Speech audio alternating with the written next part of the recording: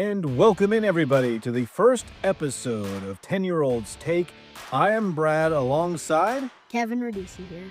Kevin Radici. I'm Brad Radici, and why we started this was Kevin has been begging me to do a podcast. So here we are finally on the eve of the start, the true start of college football. Week 1 is this week. Week 0 was last week. Kevin, we kind of watched a little bit. I don't know if you did. You were down at Daytona mixing it up with all the NASCAR guys. I don't know if you caught the Kansas State-Iowa State game in Dublin, Ireland. We were at Buffalo and we saw it happen in a bit. You're talking Buffalo Wild Wings. Yes, Buffalo Wild Wings. Yeah. Then you guys went to the race on Saturday night. Yes. And you picked the winner, is that right? Yeah, I picked Ryan Blaney and he won. Well, how about that? Well, hey, maybe we'll pick a winner tonight. We're talking Alabama, Florida State. The game is 3:30 Eastern in Tallahassee at Doak Campbell Stadium. Bobby Bowden Field at Doak Campbell Stadium. So it's going to be a fantastic game. It's a season opener. And in full disclosure, Kevin, we are Florida State fans. Florida State fans. We're season ticket holders. So we have a Nole lean here. We also have a Samford lean with Coach Bowden. I'm a Samford Bulldog. And I covered Alabama for about 15 years. So we actually know these teams pretty well, right, Kev? Yes, we have many things about, we know them. Yeah, in fact, my first year in television, as we talk about the season opener, Kevin, my first year in television, this game happened. It's the last time Alabama had a true non-conference road game. Now, let me define that. A true non-conference road game. That means they didn't play at a neutral site. They actually went somewhere out of conference and opened the season. So the first time since they've done that is going to be this weekend. The last time they did it was September 2nd, the year 2000. And that's a game, Bama, high expectations that season. They came off winning the SEC in 99. They beat Florida in the SEC championship. High expectations, but they went out to UCLA and lost 35-24. So kind of an interesting scenario, as now they're highly anticipated to be very good, but they're marching into a hostile environment, not more hostile than UCLA. Those guys hardly even know they're playing football out there. But, Kevin, let me compare that opener to Florida State's record of 4-2 all-time in season openers versus current SEC teams. Most recently, we were down at the game when they played LSU in 2023. Now, tell me, of those two little factoids, who do you think holds the edge? So I think LSU on that team, that year, I think they're about the same skill as I think Alabama's going to be this year. And also, I think UCLA is about FSU. Well, I don't know. I didn't know how they were. You weren't born in 2000. Yeah. Yeah, you were just a thought. In fact, me and your mom weren't even married yet. Anyway, so, yeah, you talk about LSU. LSU had Jaden Daniels then. Jaden Daniels went on to win the Heisman that year. Florida State pretty much shut him down. So, yeah, who knows? Mike Norvell somehow has a little magic against the SEC. He's beaten Florida. He's beaten LSU. So we'll see how that goes. Now, one interesting thing here as we do head into this game, Kevin, is the new look on offense, really for both teams and mainly in the coaching staff, okay? Ryan Grubb, who has been with Kalen DeBoer forever, except last year because he was with the Seattle Seahawks, he's back. He's back with his old buddy. And since 2020, the year of COVID, their offense, man, they are averaging a lot of points, aren't they? About 34 points per game. 36, sorry. 36 points per game and close to 480 yards. That's a lot. So this team with this combo, they're going to score a lot of points, right? That's what you think. Yeah, that's what we are going to think because it's going to be a test. Now, they'll, of course, be without their starting running back.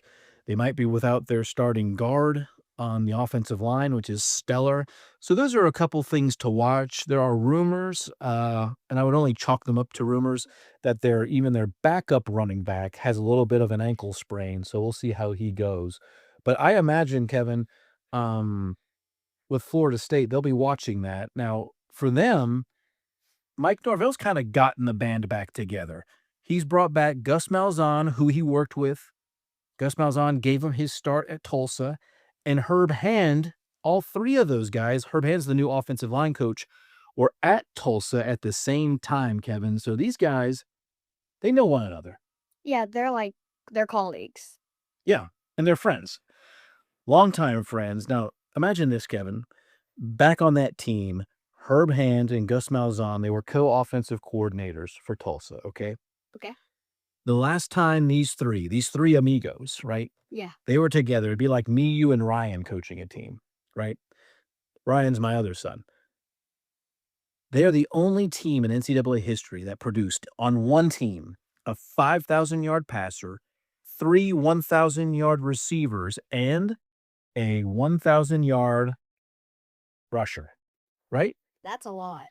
That's a lot of yardage, okay? That's a lot of points.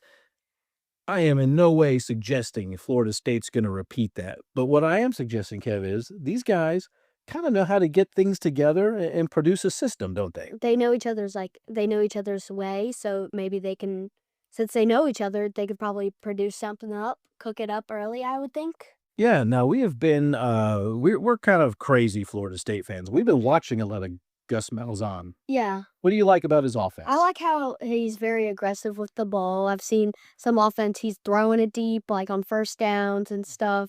Yeah. I just like aggressive offenses. Yeah. And when we start looking at how he ran his offense, and you start plugging in some of the players, Florida State, don't let the 2-10 of last year fool you.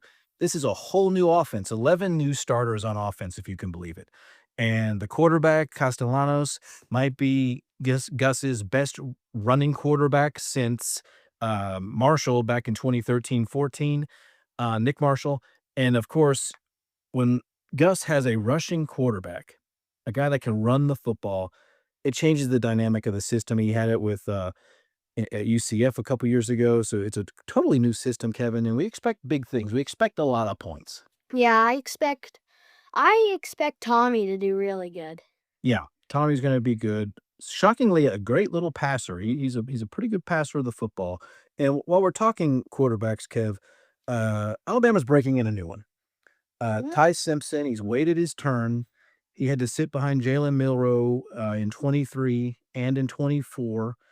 Now he's the guy in 25. And, taking into account the Nick Saban era, which is one of the greatest ever in college football, if not the greatest, outside of Bobby Bowden's 14 straight years of top 5 finishes, by the way. A first-year starting quarterback at Alabama has had some great success. Only A.J. McCarron has not won an SEC championship in their first season. That's pretty amazing. Yeah, that's amazing. That's really good with Alabama. I expect high hopes from Alabama too. Yeah. Now, Castellanos, he's no schlub. I mean, this guy, he's just one of 5 players since the year 2000 with a couple thousand passing yards and 1,000 rushing yards in a single season. And last year, he got a bum rap there. Not a bum rap, but he did leave Boston College. He was benched at Boston College. He and the head coach didn't get along really well. But before he left, Kevin, he was pretty good, wasn't he? Yeah, he was 9th rated passer last season in the whole entire country. Yeah, if he had enough reps, he would have qualified for that title, which is actually a pretty good one. I bet he would have made top 5 if he played the whole season. Yeah, and with the talent around him that he has at Florida State this year, again, a lot of transfers. You have Deuce Robinson from USC, Squirrel White from Tennessee. A lot of great guys. So we'll see how it goes. Gavin Sawchuk from Oklahoma, of course, is going to be a running back. He may be the starter. He might not be. Wardell Williams, who Alabama fans will remember, he's with Florida State again. All right, Kevin, quickly, a couple interesting stats here. Under Florida State's coach Mike Norvell, he's 26-1 when scoring 30-plus points. So we need to look for that. All right. But if he gives up 30 to Alabama, his record is only 5-17 when the team does that. So let's look for that. 28-4 Norvell is at Florida State when they're leading after 3 quarters. 8-21 when they're trailing at halftime. 3-22, it gets even worse if they're trailing.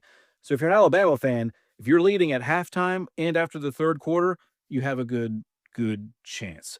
All right, Kev, real quick, who's going to win? I have my predictions. Florida State's winning by 10 or 3. 10. All right. Speaking of 10, that's a good 10-year-old take. I'm taking Florida State to win by 5. I don't know the final, but I do know we are out of time right at 10 minutes on 10-Year-Old's Take. We'll see you next week after this big game.